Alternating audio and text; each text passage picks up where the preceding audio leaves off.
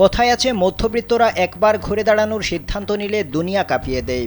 তার জ্বলন্ত প্রমাণ পরিচ্ছন্নতা কর্মীর ছেলে আজ বিশ্বকাপ জয়ী মেসি, মধ্যবিত্ত পরিবার থেকে উঠে আসা শাহরুখ খান আজ বলিউডের বাদশা, পরিচ্ছন্নতা কর্মীর ছেলে আজ পর্তুগিজ যুবরাজ ক্রিস্টিয়ানো রোনালদো।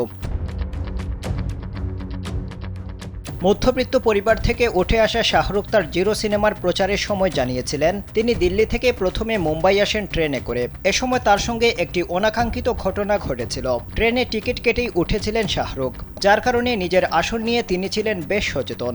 সকলের মতোই শুয়ে বসে আসছিলেন। কেউ অল্প সময়ের জন্য বসতে চাইলে তাতেও তিনি রাজি ছিলেন না। কিন্তু ট্রেন মুম্বাই প্রবেশ করতেই ঘটে বিপত্তি। স্যান্ডেলিনা সো, রূপচর্চায় আভিজাত্য। শাহরুখ খানের আসনে বেশ কয়েকজন এসে বসতে চান।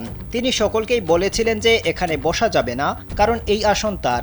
অনেকেই তাকে প্রাথমিকভাবে কিছুই বলেননি, যার ফলে শাহরুখ খান কিছুই বুঝতে পারছিলেন না।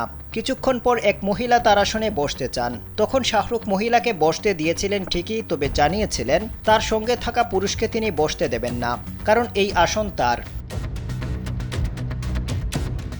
তখন আচমকাই শাহরুখের গালে চড় মেরে বসেন ওই মহিলা।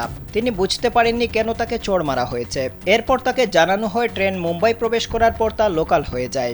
কোনো আসনই আর সম্পূর্ণ সংরক্ষণ থাকে না, জায়গা থাকলে সকলেই এসে সেখানে বসতে পারেন। তখন এই অভিনেতা নিজের ভুল বুঝতে পারেন। মধ্যবিত্ত পরিবার থেকে উঠে আসা শাহরুখ খান নানা চড়াই উতরাই পেরিয়ে এখন ভারতের সবচেয়ে ধনী তারকাদের মধ্যে অন্যতম।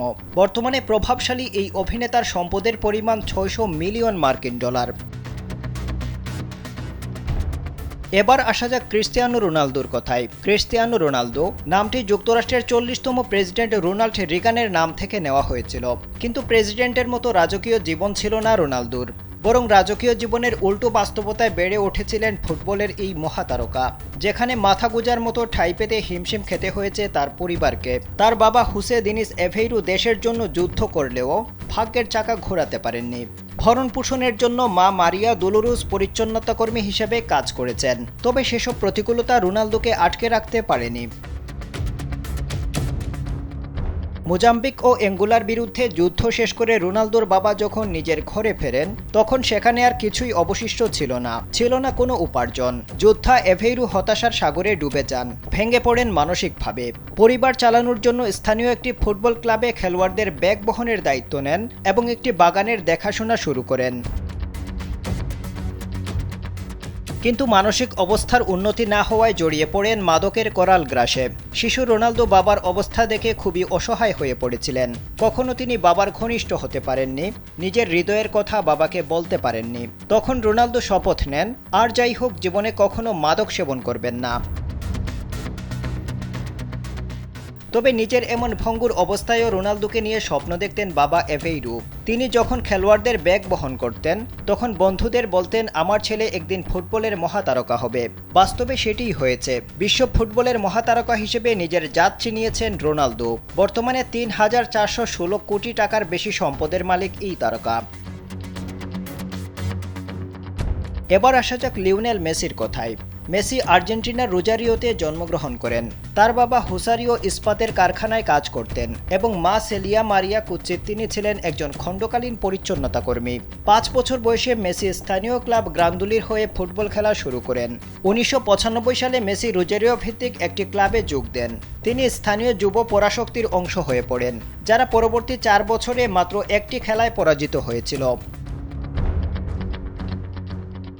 11 বছর বয়সে মেসির গ্রোথ হরমোনের সমস্যা ধরা পড়ে। স্থানীয় ক্লাব রিভার প্লেট মেসির প্রতি তাদের আগ্রহ দেখালেও ওই সময় তারা মেসির চিকিৎসার খরচ বহন করতে অপারগ ছিল। এই চিকিৎসার জন্য প্রতি মাসে 900 মার্কিন ডলার প্রয়োজন ছিল। এই অবস্থায় বার্সেলোনার তৎকালীন ক্রীড়া পরিচালক কার্লেস রেক্সাস মেসির প্রতিভা সম্পর্কে জানতে পারেন। তিনি মেসির খেলা দেখে মুগ্ধ হন। হাতের কাছে কোনো কাগজ না পেয়ে একটি ন্যাপকিন পেপারে তিনি মেসির বাবার সাথে চুক্তি স্বাক্ষর করেন। বার্সেলোনা মেসির চিকিৎসার সমস্ত ব্যয়ভার বহন করতে রাজি হয়। এরপর মেসি এবং তার বাবা বার্সেলোনায় পাড়ি জমান। টাকার অভাবে চিকিৎসা না করাতে পারা মেসি বর্তমানে 60 কোটি মার্কিন ডলারের মালিক। আফদাল হুসাইন, কালবেলা।